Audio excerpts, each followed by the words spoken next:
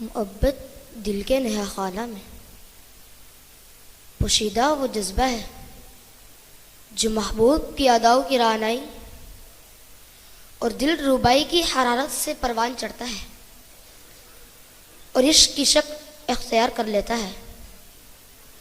پھر وہ جسم و عقل کی قوتوں کو اپنے طلسم میں جکڑ لیتا ہے جناب صدر علی وقار، اور جب اس کے محبوب کے عشق کا جادو سر چڑھ کر بولنے لگتا ہے تو پھر دنیا کی بڑی سے بڑی دولت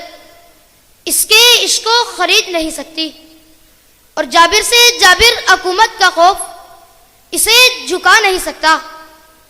پھر وہ عاشق و صادق دنیا کی کسی بھی طاقت سے ٹکرا جانے کو تیار ہو جاتا ہے، اور پھر وہ وقت بھی آتا ہے کہ دشمن ہار جاتا ہے اور اس کا عشق جیت جاتا ہے۔ اور علی وقار جب عشق جیت جاتا ہے تو پھر آتش نمرود بھی ابراہیم خلیل اللہ کو نہیں جلا پاتی۔ جب عشق جیت جاتا ہے تو ضرب کلیم کے اثر سے بپری ہوئی لہریں بھی بنی اسرائیل کے قافلوں کو ڈبو نہیں پاتی۔ جب عشق جیت جاتا ہے تو پھر شرار بلہبی بھی چراغ مصطفی کو گل نہیں کر پاتا۔ پھر مکہ کا عبداللہ نامی تاجر اس میں محمد سے روشنی پاتے ہوئے معراج جیسے معیر العقول واقعے کی تصدیق کر دیتا ہے اور صدیق اکبر کا لقب پاتا ہے۔ پھر عرب کے رخساروں میں شطر بانی کرنے والا خطاب کا بیٹا عمر اس میں محمد سے روشنی پاتے ہوئے فاروق اعظم بن جاتا ہے اور کسرا کا غرور شاہی خاک میں ملا دیتا ہے۔ پھر خانوادہ بنو ہاشم کا ایک نفس نفیس طالب کا بیٹا علی اس میں محمد سے روشنی پاتے ہوئے پوری اسلامی سلطنت کا چیف جسٹس بن جاتا ہے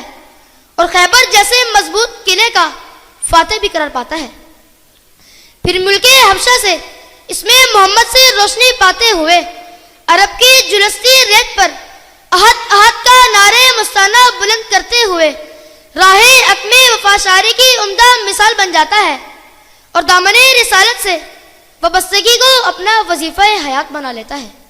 جناب صدر الغرض شمع محمدی کے یہ پروانے اپنی سرگزشتے آیات سے صبح قیامت تک یہ پیغام چھوڑ جاتے ہیں کہ مثلبو قید ہے غنچے میں پریشاں ہو جا، نغمائے موت سے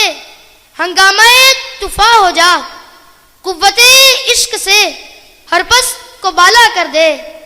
دہر میں اسم محمد سے اجالا کر دے، دہر میں اسم محمد سے اجالا کر دے۔ آپ کی سماعت کو شکریہ۔